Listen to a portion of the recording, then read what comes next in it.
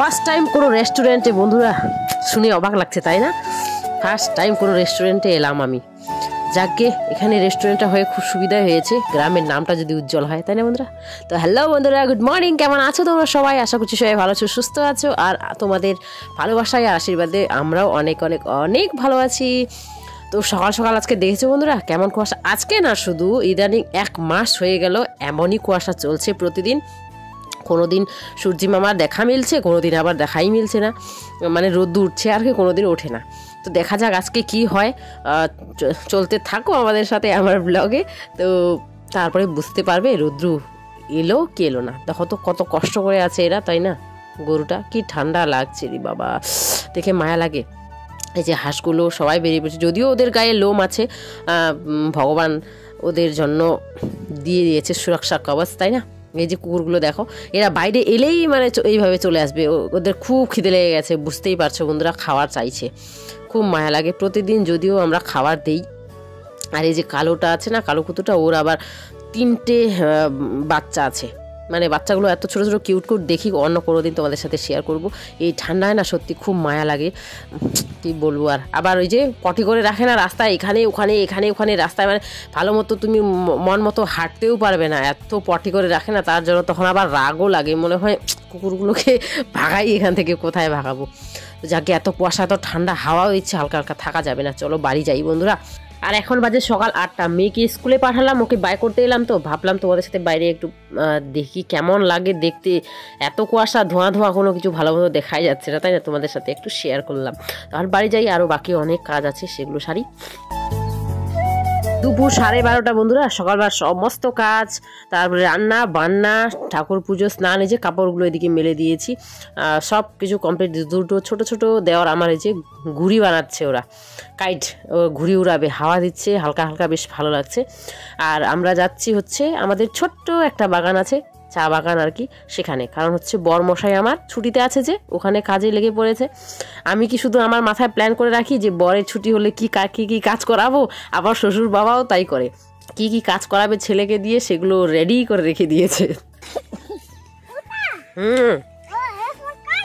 হ্যাঁ,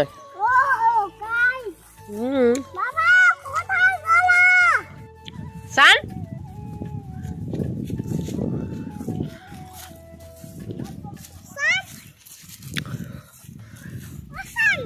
হাই, তুমি কেন ডাকছো সান বলে? তোমার বাবা না? এইবার বাগানে হালকা উপরেই শুধু কি বলে হাওয়াই মারছে, তাও আবার খুব মানে কি বলবো পাতলা করে। তার জন্য চা পাতার খড়ি আমাদের বাড়িতে নেই এবার, না তা না হলে যখন বড় বড় করে কাটে আর কি, তখন চা গাছগুলো তখন অনেক লাকড়ি হয় বাড়িতে। এইবার নেই, নাহলে আগুন তাপার জন্য হয়ে যেত। টিপ হাওয়াই মারলেও হতো আগুন তাপার জন্য, কিন্তু একদম অল্প করে দিয়েছে। দেখো শুধু গাছগুলো বোঝাই যাচ্ছে না যে কাটা হয়েছে। তো নিচের যেগুলো ঝুলে ঝুলে থাকে ঠালগুলো, ওগুলো কেটে দিচ্ছে বরমশাই। অনেক দিন, 3 দিন 4 দিন হয়ে গেল কাজ, মানে যে কাজ করে তার কাছে যাচ্ছে, সেই কাকিমাটার কাছে কাকিমার সময়ই পাচ্ছে না, আরও অন্যান্য বাগানে কাজ করে। তাইসান আর একজনকে নিয়েই আর কি 3-4 দিন মনে লেগেছিল, কাজটা করেছিল। তো বাকি কাজগুলো অন্য সময় কাকিমা করবে। আমাদের গ্রামের মাঠ বন্ধুরা, প্রতিটা গ্রামে একটা করে মাঠ থাকে, সে ছোটই হোক বড়ই হোক, তাই না? প্রাইমারি স্কুল ওখানে। তো ওই দিক দিয়ে এলাম, এই যে এইদিকে যাচ্ছি। এই যে অনেকটা জায়গা জুড়ে দেখছো পিলারগুলো লাগানো হয়েছে। তো এই জায়গাটা জুড়েই এই যে প্ল্যানিং আছে, এখানে পার্ক হবে। তো এখন রেস্টুরেন্টটা হয়েছে, শুধু পার্ক হবে। তো ফান না, সরি, গুড ডে পার্ক আর কি যেন রেস্টুরেন্ট, এমনই কিছু দেখলাম, ভুলে গেছি, দেখাবো তোমাদের। তো এই যে রেস্টুরেন্টটা হচ্ছে, এখনও কিছু হয়নি, কিন্তু হলে ভালো হবে, তাই না বন্ধুরা?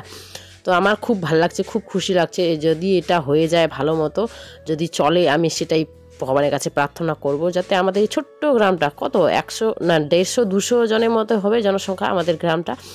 তো যদি গ্রামটার নাম সবাই জানে আর শোনে, তাই না?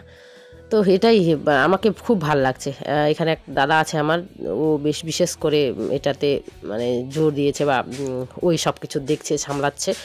তো কি বলতো, নিজের গ্রামের ছেলেরা শিক্ষিত হয়ে নিজের গ্রামটাকেই যদি উজ্জ্বল করতে চায় তাহলে মানে বেশি ভালো লাগে। আর সবাই শিক্ষিত হয়ে চলে যায় অন্য কোথাও শহরে, তাই না বলো? তো সেটা ভালো লাগে না। আমরাও চলে গেছিলাম, এখন চলে এসেছি।